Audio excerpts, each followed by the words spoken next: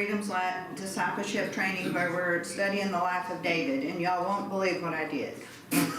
You forgot. I forgot my lesson because I've been working on, I got a women's retreat coming up for another church, and I worked on that all week, and then I worked on Sunday school, and then I worked on preppers, and I thought I printed it off and I didn't. So anyway, but I remember most of it. So, When is your women's retreat? I think it's the first weekend of November. So anyway, all right, so I'm going to start at 2 Samuel chapter 13, verse 37. But Absalom fled and went to Talmai, the son of Ammihud, the king of Geshur, and David mourned for his son every day. All right, so I think we went over that last week, who that king was. That's his grandfather.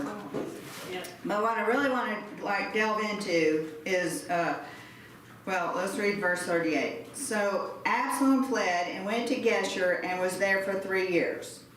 And the soul of King David longed to go forth unto Absalom, for he was comforted concerning Amnon, seeing that he was dead. So I know we talked about that last week. All right, so 14. Now Joab, the son of Zeruiah, perceived that the king's heart was towards Absalom. Okay, remember who Joab was. He's the captain of the guard. He's King David's right-hand man. So this is where it gets kind of controversial. So now Joab perceived that the king's heart was toward Absalom.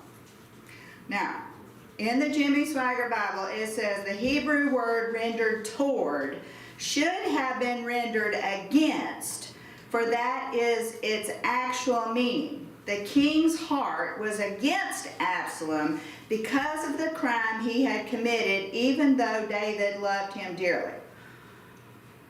I totally disagree. Totally. I put a frown in my Bible. Okay? You know what? This is one man's interpretation. Now, I know he uses, hundreds of commentaries. Like Jeff always says, he counted like 136. I think that's what he got to. He used to write them all down, and then he got tired of writing them down after 136, and he quit. Commentaries that Jimmy Swaggart used. So, but I'm just saying, you're not going to agree with everything. Mm-hmm. So I wanted to, but if I don't agree, I'm going to go back and I'm going to search it out, right? The Bible says to search it out. So I searched it out. So I have given you what I searched out. And if you want to look at your paper, so it said. So I said, what does this word mean in Hebrew? And it's the word al, A-L, or all. And so it says that it's a Hebrew word that's a preposition, and it means on, upon, over, against, or concerning, depending on context. Now, I had in my notes, and now I can't remember, but gosh, Hebrew has, hey, we got a tech-savvy David on the phone. David, look up how many words Hebrew has. Look up how many, Hebrew contains how many words, because now I can't remember. Hebrew is not a very big language. All right, it has, I looked up how many words the Hebrew has and how many words the Greek has, and I think Greek is maybe double or close to it what Hebrew has. So my point is, Hebrew has a very small amount of words, so therefore, yes. Wait, biblical Hebrew? Yeah, how many words does biblical? 8,000. 8,000. All right, then look up how many words Koine Greek has. All right, so my point is, and this is one of the things we need to understand when we're studying the Bible and we're studying the Old Testament written in Hebrew, is because one word can mean in Hebrew many different things because it's a relatively small amount of words for the language. Okay, so just write this little preposition. A preposition means on, upon, over, against, or concerning, depending on context. So this is a very frequent thing that you're going to encounter when you're studying Hebrew. It could mean like these various things. All right, so, So technically, you would have to Alright, go so- back and find other verses yes. that show. Yes, what thank you, the Lord Teresa. meant. Yes, you will have to, but that's why we talk about context, context, context. You've got to go back and find where that same word is used in other places to figure out really what it's trying to say and what word it's trying to use. Okay, David? It says the Koine Greek New Testament contains approximately 5,400 distinct words.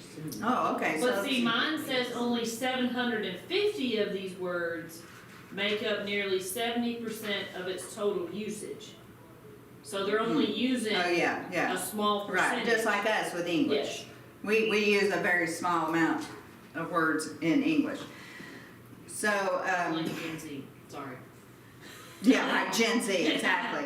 Okay, all right, so let's look this, so let's follow this paper, all right? And I wasn't gonna do this, but since I forgot my notes, we're gonna have to do this. Okay, so it says the core meaning of all, however you pronounce it, spatial relationships on, upon, over. So in other words, upon the altar, over the land. Or it could mean directional or relational. So it could mean against, often used in military or adversarial context. Okay, that's where the Jimmy Swaggart Bible gets it.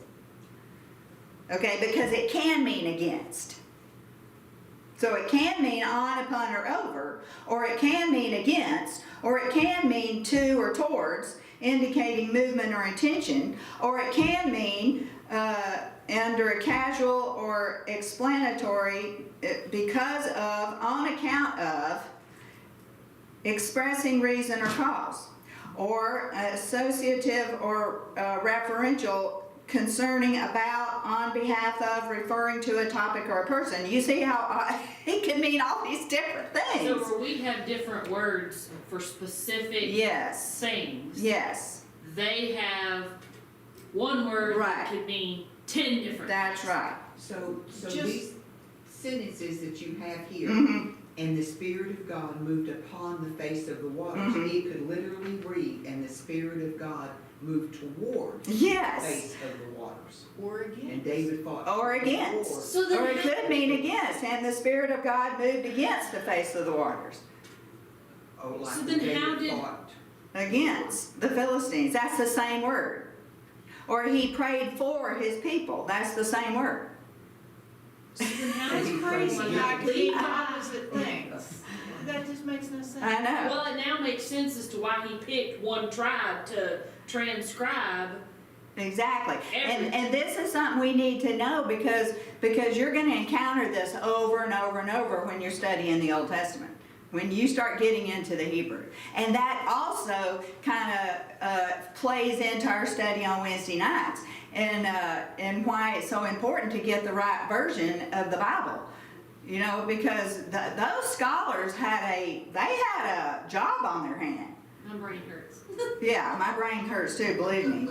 I've been trying to summarize Wednesday nights for some of us that don't Yes. quite get it. Yes. I have tried to quit like 5 times because it's like, okay, there's no summarizing it. Mhm. There really isn't. Mm-mm. I'm still going to work on it, but it's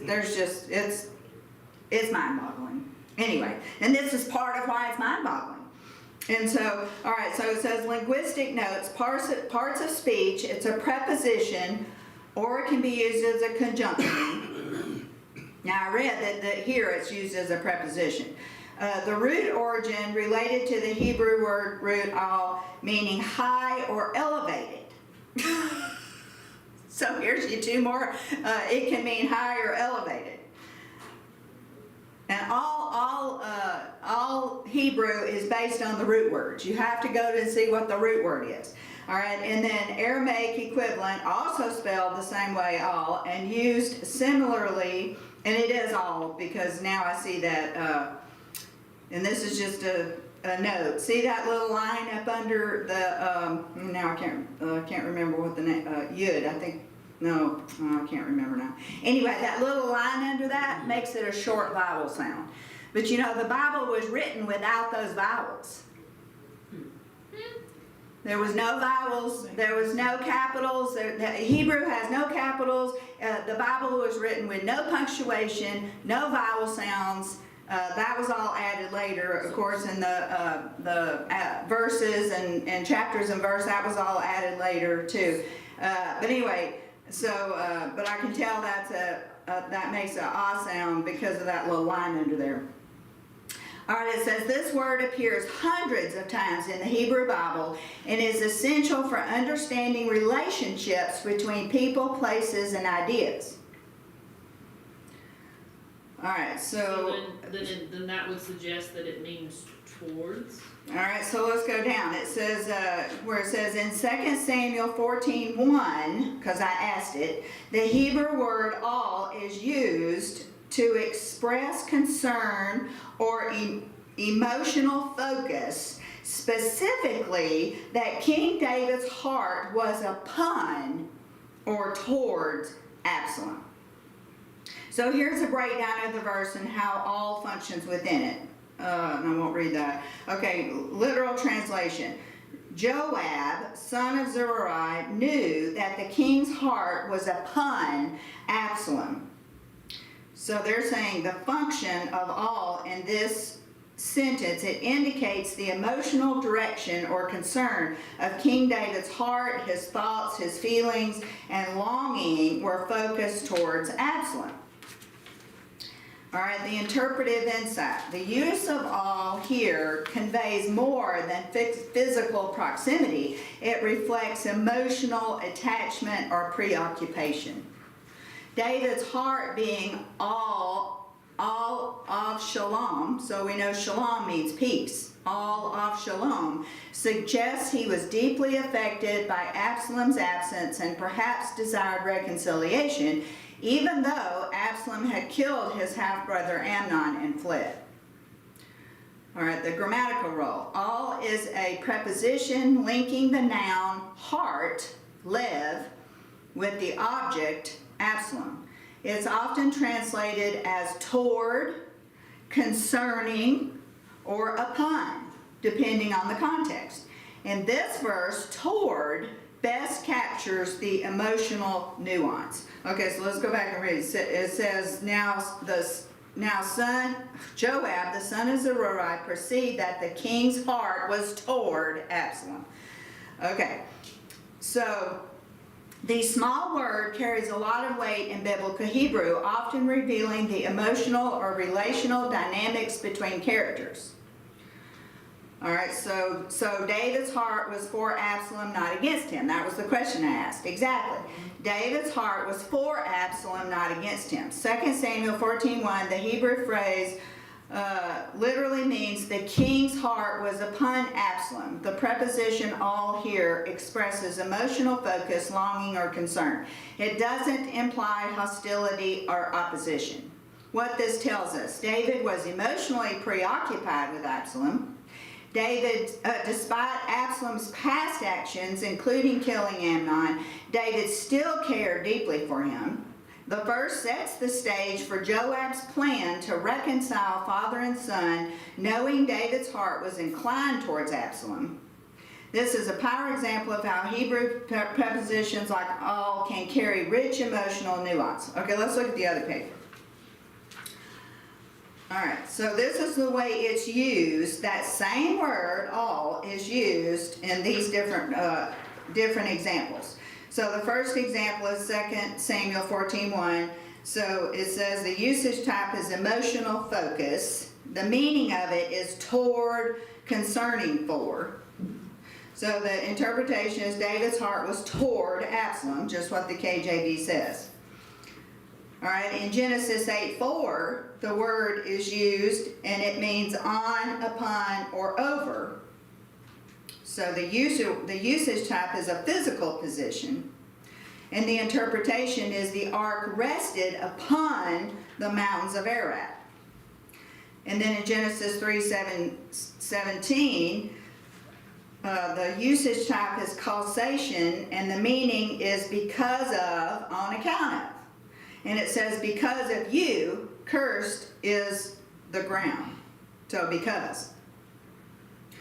All right, and then in Exodus 14:9, the usage type is opposition. The meaning of the word is against. So the Egyptians pursued after them. So they were against them. And then that last one kind of messed up, didn't it? Okay.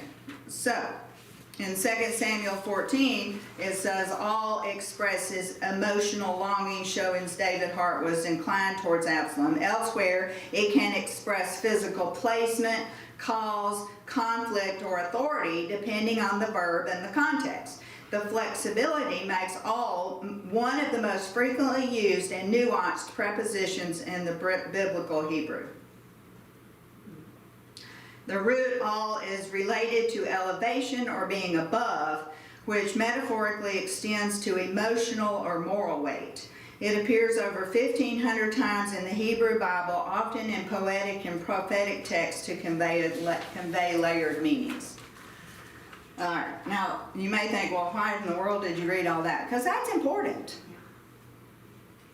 Well, and it helps to break it down the level that the tribe of Levi really had to convey what God was telling them to write down. What Yes, they were being. and then it really shows you the unbelievable weight that the Bible translators had upon them to put that into English for us.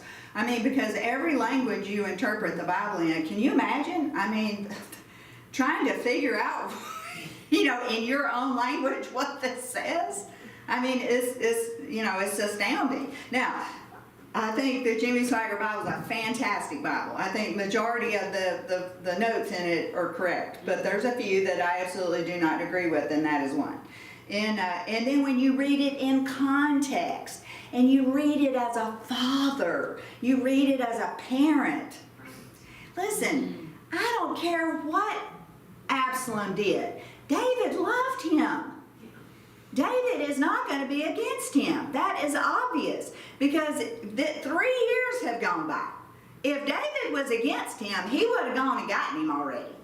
Well, when we look ahead to when Absalom rebels and he gets killed and David just grieves and grieves over his death. That's a great point. It just doesn't make sense. Now, just like Teresa said, nobody can make you madder than your kids, right? and you know what? You may not like them at the moment, but you know what? I don't care what they do. You're going to love them. Yeah. And praise God for that, because that's what Jesus does for us, right? Yes. Because we were unlovable. Yeah. And He died for us. So I think that's a very important point here. And then we see. So we're looking at Joab's, and that's another thing. This is Joab's observation. Mm-hmm. See, this isn't a fact. God's not saying that David was for or against Absalom. This is Joab's observation of how David felt about it. So automatically flawed. So see, that's important, because what we do is we'll tend to read that, David was for or against Absalom. No, this was Joab perceived that the king's heart was towards Absalom. So that's not a fact of whether David was for or against Absalom. This is just how Joab perceived the situation. That's important. But I also give credit to Joab, how long he'd been with David. Yeah, and that's true. He had been with David for a long time, so he knew David. So probably his perceptions are correct. But just want us to know, this is not God saying that this is how David felt. This is how Joab thought that David felt. And we can even get it wrong. Yeah, exactly. So Joab could have got it wrong. That's what I'm saying. Okay, so verse 2, and Joab sent to Tekoa and fetched thence a wise woman and said unto her, I pray you, feign yourself to be a mourner, and put on now mourning apparel, and anoint not yourself with oil, but be as a woman who had a long time mourned for the dead. What? So fake being a. All right, what he did was, he went to this town, Tekoa, or he sent somebody to go find a wise woman. What he was saying was he went to find an actress. All right, and I'm sure he paid her a lot of money. So he has connived a plan. All right. Already screwed up. Yeah, exactly. Joab has connived a plan, and it's really going to get interesting. Okay, he has connived a plan, and he is gonna try to bring David and Absalom back together, and he is going to do this by hiring this actress. And so they go get her. They find this actress. They bring her back to Joab, and he says to pretend that you're a mourner, and put on mourning apparel. And act like a woman who has for a long time mourned for the dead.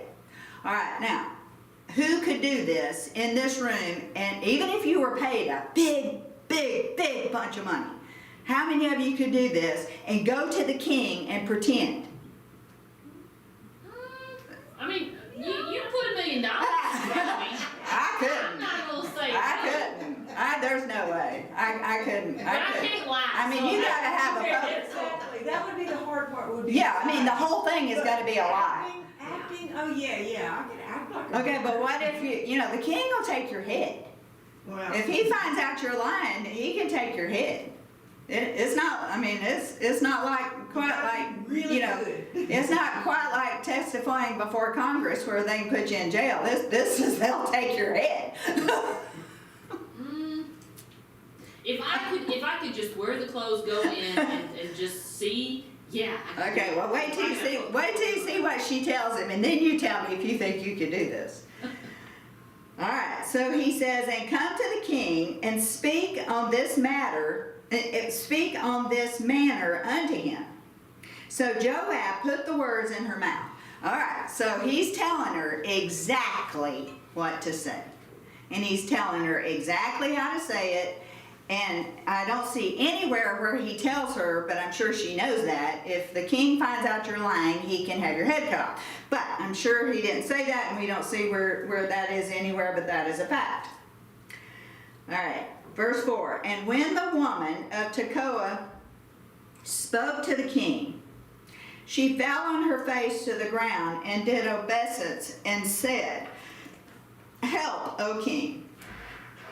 All right, and so you have to remember, people were always coming, you have to get an audience with the king, and I'm sure he had certain days probably that people could come before him and he would hear their grievances and stuff and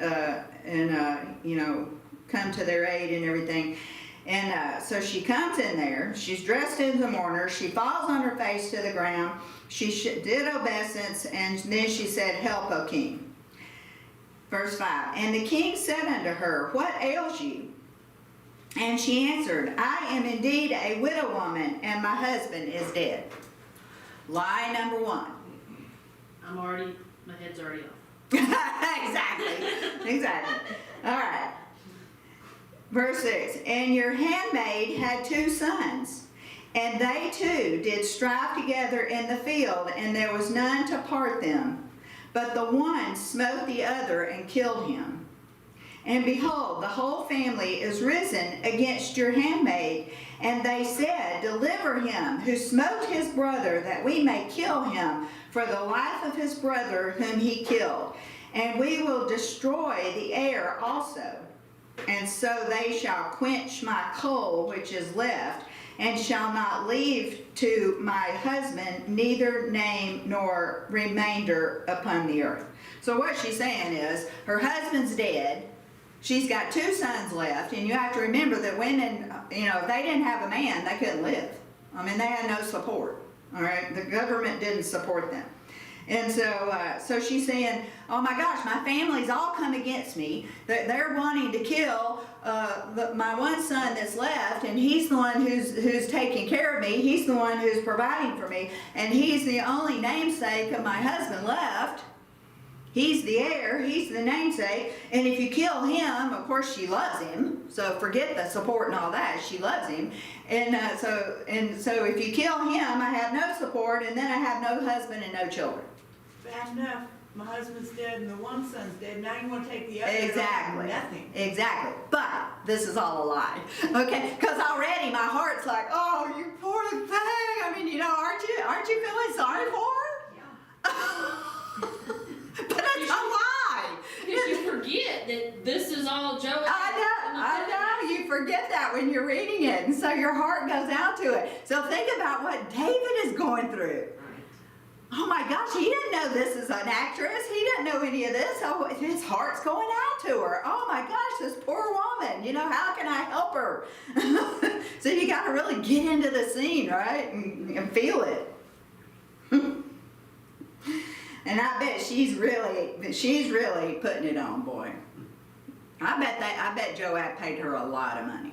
And they probably had her, try out for the part, and they know she can do it. She could win an Oscar. Yeah, she could win an Oscar for this. Just wait. All right, and so verse 8, and the king said unto the woman, go to your house, and I will give charge concerning you. In other words, ain't nobody gonna touch you, honey. I'm gonna take care of you. That's what he's saying, okay? Verse 9, and the woman of Tekoa said unto the king, my lord, O king, the iniquity be on me and on my father's house, and the king and his throne be guiltless. Because what she's saying is, my one son killed the other son. So this is an iniquity, this is sin. So let that sin be on me and not on you, king. That's what she's saying.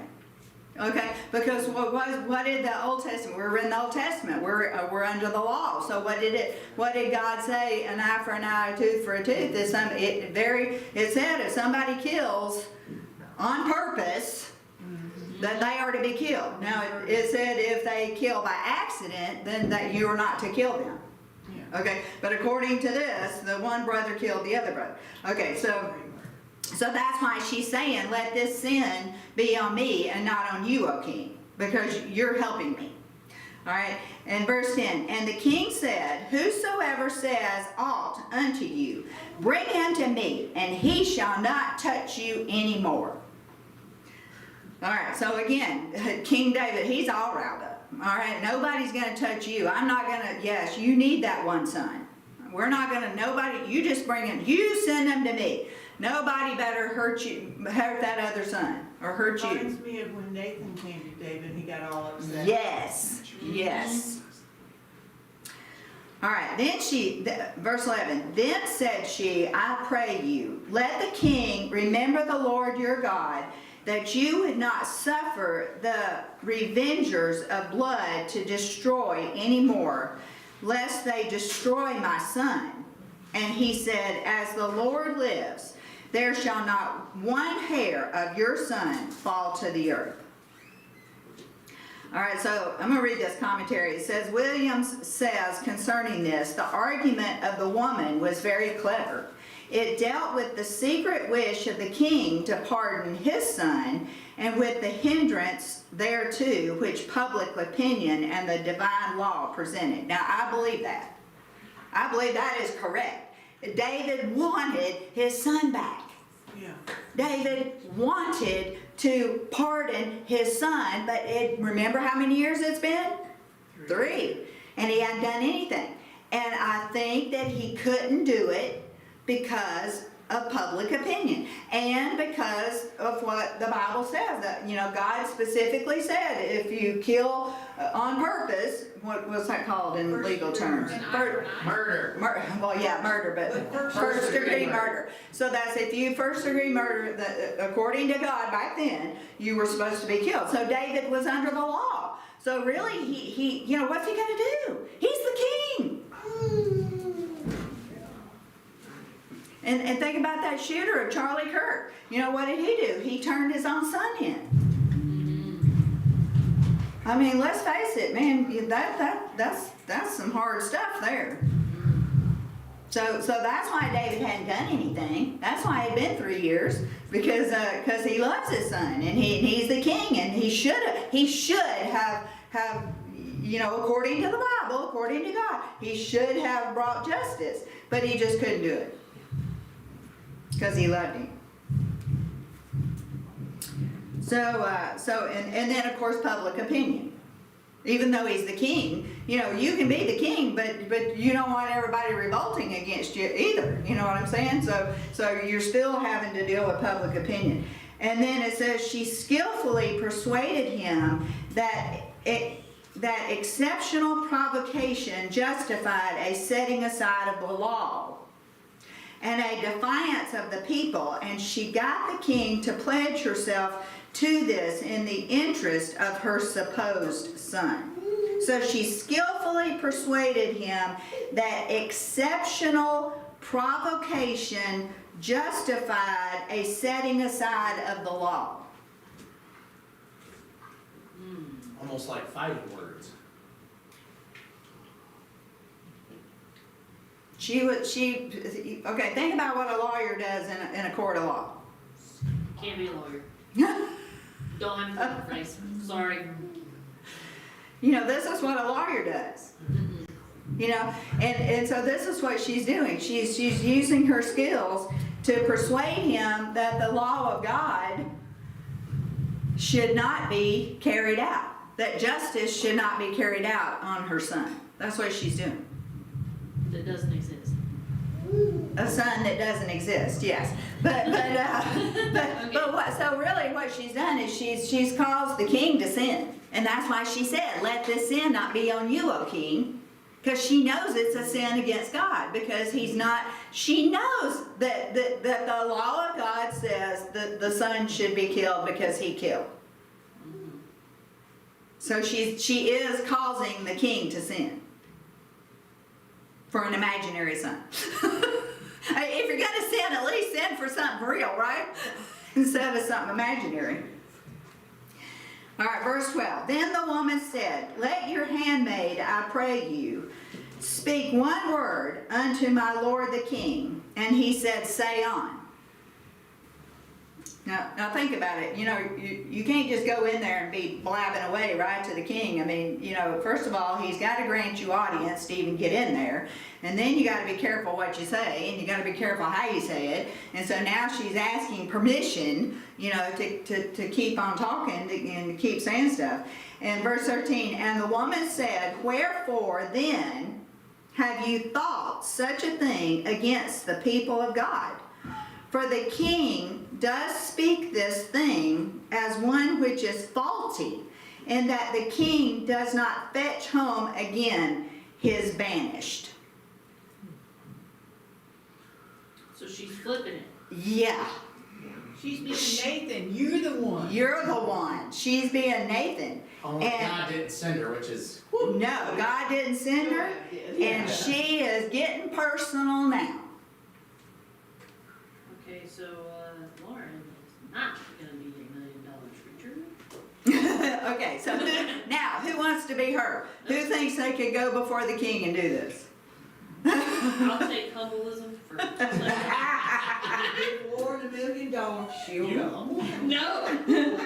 So now you gotta remember, who told her to say this? I got no. Joab. Joab. So- Joab told her exactly what to say. So let's read it again to make sure we got it in our head, because it's a little wordy. And the woman said to David, wherefore then have you thought such a thing against the people of God? In other words, I think she's saying you're sinning against God. For the king does speak this thing as one which is faulty, in that the king does not fetch home again his banished. Robbie, what do you think? What do you think she's saying? Because that's very wordy. That is a little wordy. Anybody got any notes in their Bibles that expound on this? Because all mine says, of course, she is speaking of Absalom, saying all the things that Joab has told her to say. 14:13. Yeah, 14:13. Wherefore then had you thought such a thing against the people of God? Question mark. For the king does speak this thing as one which is faulty. In other words, David, you're in the wrong. In that the king does not fetch home again his banished. So what she's saying is, look, you're standing up for me and my son. Why are you doing this to the people why are you not bringing home your son who has been banished? Okay, now see, because he's the king, and now Absalom is the heir. So I'm confused, is she saying that you should bring your son so that he can be, justice can be brought and he can be killed? Or? No, No, I think she's saying, you're willing to do that for my son, you do it, why don't you do it for To your own protect son? him. Exactly. She's, Now, if I- she's essentially saying, okay, what's good for the goose is good for the that's gander. right. What's Oh, good yeah. for the goose is good for the Bring gander. him home and protect him. That's right. Yes, So I've got a cross-reference as far as Okay. Judges 22. same. Uh-huh. And the grief of all people, even of all the tribes of Israel, presented themselves in the assembly of the people of God, 400,000 footmen that drew sword. I don't know that. I don't either. I don't either. I What? think it's more. And the chief of all the people, even of all the tribes of Israel, presented themselves in the assembly of the people of God, 400,000 footmen that drew sword. I don't get how that applies. So the only thing I can figure is like we're saying, that all these people are here in assembly. Okay, now look this up. I think, if I'm not mistaken, I think Amnon was the heir to the throne. Yes, Now he's dead. yes. Yes, I have a feeling Okay, saying now that I he's think killed his Absalom- brother, so he's next in. All right, so Absalom is the next in line. So that's what she's saying. How could you do this to the people, depriving them of an heir to the throne? So Joab is wanting David not to, Yes. Right, for whatever reason, Joab wants Absalom back. yeah. But go back to verse 1. Joab perceived that the king's heart was towards Absalom. Yeah. So is he got something in this for him? Is he just loves David and knows that David is for Absalom and loves Absalom and he No, wants he's Absalom always back? got a scheme. Yeah, I think Diana's right. I think somewhere. Joab always has. a Yeah, scheme. Joab always has a scheme. I think, and it could be a combination that, oh, well, I see that David, my friend, wants his son back, but I think it would be good for me politically, good for my job security if Absalom came back. Well, you know, We have some. I don't think he liked Solomon because it seems like I remember when David died, they tried to put somebody else in, and I think it was Joab that did that, wasn't it? I think, yeah, 'cause- His wife insisted that no, Mhm. he promised it to be Solomon, and so therefore it should be, and she had to do, they had already crowned this other guy, I Mhm. forget who it was. yeah, I don't remember either, because I ain't got there and I can't remember off the top of my head. It went on, we had to read on a little further. So chapter 20 is actually where Israel rises up against Benjamin Uh-huh. because of them, what they did to that concubine and that Levite. The whole chapter's about that. Mm.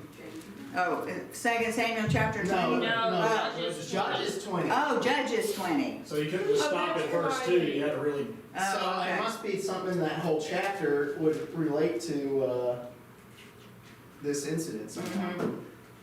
Now that's really odd because you just talked. Yeah, I know, and that was, yeah. In preparation, she said. Yeah, and I'll tell you something. I'm reading a book called Understanding or Reading the Scriptures with Rabbi Jesus or something like that. And so they were pointing out how, and this is a good example.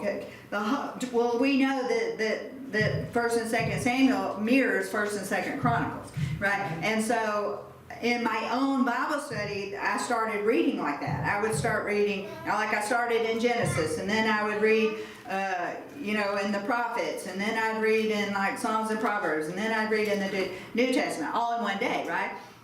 One chapter. Well, doing that, I started seeing all these connections and like a spider web. They were all coming together. Oh my gosh, I just read that there, just read that there, just read that there. And so I started realizing that on my own. But that's what they're saying is that the Bible that's how it's written. Is literally, and over all those thousands of years that it was written, and it just weaves together. Yeah. It's impossible. It could not be done. Because it's different people. Because it's different people. And they might have read, but for them to think about it anyway. No, there's no I looked way. up, when David died, it was Adonijah wanted to be king next. I guess Okay. maybe he was next in line, but anyway, it was Joab that helped him to become crowned king. And Bathsheba had to come and speak Okay, to the king so- to get it to be Solomon as he had promised. But Joab was involved in that. Right, and we have to remember the reason Joab was for him was because Absalom was he was dead by now, right? Yes. Yes. Yeah, okay, so I'm sure Joab had something in this for him. Yeah. Okay. And he just apparently did not consider Solomon to be the next heir. Yeah. You know, he just completely Right. either didn't know it or discounted it or something. Right, So I asked yeah, my aunt uh-huh, to explain 14, and it's part of a conversation between a wise woman, yeah, and it says wise in there. wise but- woman from Tekoa and King Uh-huh. David. The woman following a plan devised by Joab, David's military commander, approaches the king with a parable. Her purpose is to persuade David to reconcile with his estranged son Absalom, who has been banished after killing his brother Amnon. In the parable, the woman suggests that, just as the king might judge to bring back someone who has been exiled unjustly, he should consider his own actions regarding Absalom. She implies that David's unwillingness to forgive and restore Absalom to the family is unfair, similar to how one might act against the people of God. Her words are crafted to encourage King David to reflect on mercy and forgiveness, to consider bringing home his banished son, and to repair the family breach. The woman highlights the importance of reconciliation and the divine principle of restoration above holding on to past grievances. But see, y'all have to remember the context. This is under the law. David's Yes. under the law. The people are under the law. God said, an eye for an eye, a tooth for a tooth. And this is not grace and mercy. This is the law. So Yes. David is in sin. And really, David is in sin siding with her, even in this, pretend situation. And You so. have to be specific when you ask So, the question. exactly. So now in the New Testament, that would make perfect sense. Yes. But in the Old Testament, that's not the way it goes. All right, so she said, The only way it would have been justified is if her son had not intended to kill him when he's that's alive. exactly right. And then he could have run to a city of refuge. That's right, Right. David could facilitate it, that's right. but he's not doing that. No, He's not going under the manslaughter law. exactly, Well, because he couldn't do it himself to his own son. Exactly. exactly. Now look, who blames David? I don't. I know. No. This is I mean, there's not a just- one of us that would, You blame David for not raising his children right. of course. But even if he didn't raise them right, I can't blame him Yeah. for doing that. I mean, you know what? God made us that way to Yeah. love our children. I mean, that's It's just, his fault Yeah, because of yeah. his sins and the way he treated them and all of that. yeah. But right now, Yeah. no. I mean, I'll just be honest with you. James is about to be 40. Okay? I'm just warning you. Don't ever attack me when it comes to James and Robbie, because I will turn into a mother bear that will rip your eyeballs out. I'm just telling you. I have seen it done. I am just telling you. I am vicious Yeah. when it comes to, I don't care if they're 70 and I'm 90. Yeah. If you come at me about my kids, I will rip your eyeballs out. I am not lying. Yeah. Okay? It's just who I am. And I'm very sensitive when it comes to my children. And I don't care how old they are, and I don't care how old I am. Nor does she care how big the person And I don't care how big the person is. I will rip their eyeballs out. And we'll tell you that story one time. Somebody borrowed $1,000 from James that worked for me, and he was about 6'5" and probably 300 pounds. Yeah. It didn't end pretty. No. It did not end pretty. We quickly gave him. And I gave him 1 hour to come back with $1,000, or I was going to rip his eyeballs out. And when, in 1 hour, he was at my office with $1,000 cash. Yeah. He wouldn't have been able to walk home, I'll tell you that. He went from a rooster. Yeah. Okay. And you know what? I think God made mamas like that. And aren't mama bears like that? Yeah. Okay, they'll kill you. Mama cats, mama dogs. Exactly. Yeah, just about every female. Exactly. species. So I can't help it. I can't help it. That's just the way God made me. I was born that way. No, you know what I mean. Okay, so verse 4. So in other words, I feel for David. He's in a terrible situation. Yeah. I mean, I don't blame him. All right, so verse 14. For we must needs die and are as water split on the ground, which cannot be gathered up again. Neither does God respect any person, yet does he devise means that his banished be not expelled from him. All right, now that's really wordy. All right, so I'm going to read the commentary. It says, the woman's argument is as follows. She says, death is not a penalty exalted as a punishment, but on the contrary, God is merciful. And when a man has sinned, instead of putting him to death, the Lord is ready to forgive and welcome back one rejected because of his wickedness. Well, again, that's true under the New Testament. That's not quite true under the Old Well, Testament. I will say it is true under the Old Testament because that's what all the sacrifices were for. Well, that's true, but you Now- can't go make a sacrifice for murder. Well, and, you could, but you well, may still end up being killed yourself. Well, okay, yeah, okay, that's a good point. Yeah. So you could get forgiveness for murder, but you're still gonna pay with your head. Yeah, I mean, because here's the deal. So that's true. How That's many true. of those laws were required the death penalty, but also had a sacrifice atoning for them? And so, and how many times do we actually see anybody killed for, you know, the crime of adultery in the Bible or something of that nature?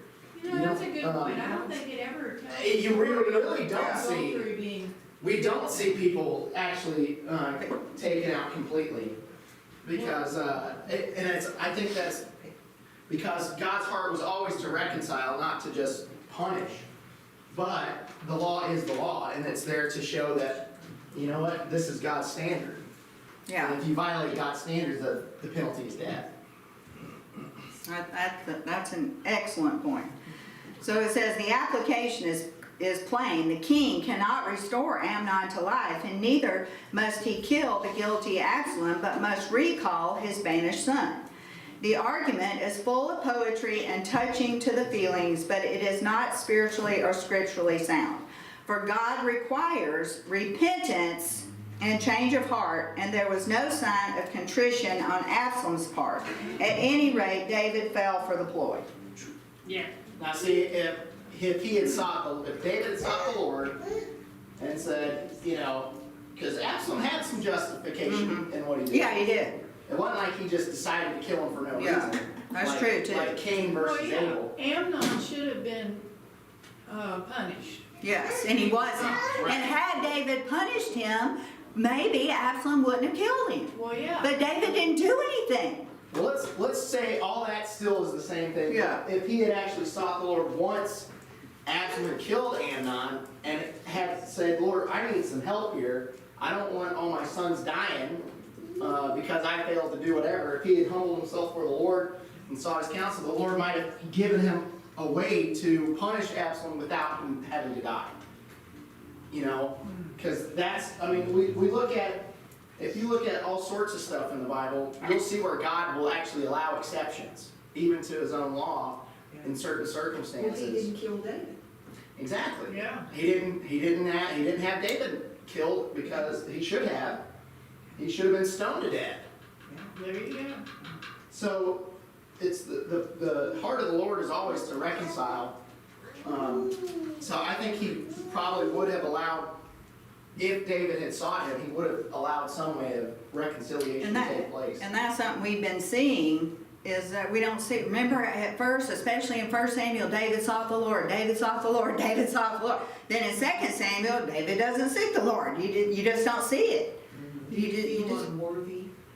I think he got too comfortable as king. I think he had a cushy life. He wasn't going to battle anymore. He was living in a palace. I got this, and I just think he quit seeking the Lord. One thing that just came into my mind is that, in fact, the times where you see God actually strike people dead, it is where they try to violate something of, like God's authority Okay, like, So- when they got mad at, Moses and the earth We opened just up. read up about Korah, I was just Yes. talking about that. To me, that is the most horrifying story in the Bible. Korah came against Moses and Aaron and then a bunch of other people, and so they were challenging the priestly authority of Aaron, and they were challenging Moses' authority as the, ruler over the people. And so Moses said, all right, let's let God decide. And God said, they have come against me, and he opened it up, and boom, they're dead. Fast forward to the New Testament, same with Ananias and Sapphira. Yes. They were lying to the Holy Spirit for their own gain, and God struck them dead instantly. But we see where people are going against other people for personal reasons, you don't see God treating that as harshly. Or like when they moved the ark, and what's his name tried to stabilize it. Well, if you go back to Numbers, the only people who were allowed to move the ark were the Levites. but the specific Levites, the Kereshites, Yes, or whatever. yeah. And they were to carry it on stage. And they were Yeah. supposed to carry it on stage. That's right. So I think there's really That's something a great point. specific here that we ought to maybe focus I on. think that's a Is great that point. God will allow for sinful people harming sinful people. He'll give you grace. But if you try and violate a doctrinal statute like Moses with the rock, or striking the rock twice, or moving the ark the way it wasn't supposed to, the holy things of God, if you come against God himself, he has no mercy for that. But like with Cain against Abel, he didn't smite Cain Yes. down. No. In fact, he said nobody's allowed to Yes, kill him. exactly. So, I think God would have made an allowance because it wasn't done against God himself. Yes. It wasn't like Absalom didn't raise up against Amnon to fight God. He raised up in defense of his sister. It doesn't make it right. No. It just means that I think God would have made an allowance, and He had grace. he would have had a punishment just as David had a punishment. Yeah. The sword was never to depart David's house, and he can start to see that happening here. So obviously, you can't get away from. God won't necessarily undo your circumstances. But it doesn't mean What a man reaps, he sows. Exactly. You'll still reap what you sow, but it doesn't necessarily mean that you have to reap alone without God, or that God can't get you through it eventually. Speaking of Cain and Abel, somebody a while back was talking to me about that, and they were mad that Cain wasn't punished. And he didn't have to die for Abel. But there you go. See, and that may be hard for us as sinful people to swallow, but that really shows God's mercy on Cain, hoping that No. Cain was punished. what Sin has. He wasn't murdered. He wasn't killed. Sin- That's what that was my to point. death. I know, but what I'm saying is sin Yes. carries its own punishment. Yes. And that's what I would have Yes. told to those people. He didn't Yes. get off scot-free. No, he In fact, didn't. He If didn't. you look at his lineage, Yeah, it was terrible. maybe none of them are even in heaven. Exactly, because he did not repent. But that's a prime example, like you say, is that God, his whole thing is for us to repent and come back to him. So verse 15, and we've got 4 minutes. Now therefore that I am come to speak of this thing unto my lord the king, it is because the people have made me afraid.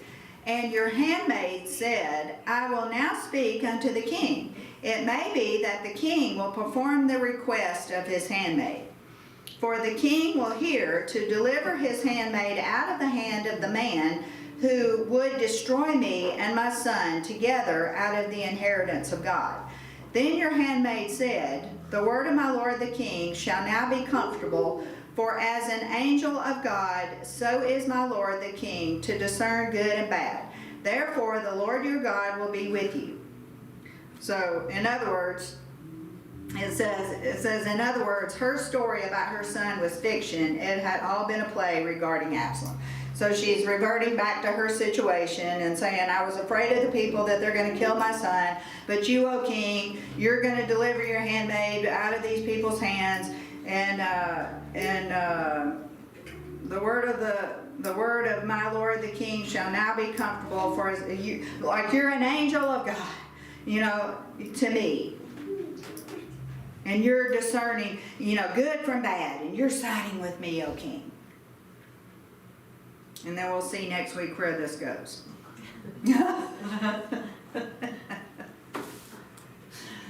So, anybody got anything to say before we close? That was really good. Yeah, that was good.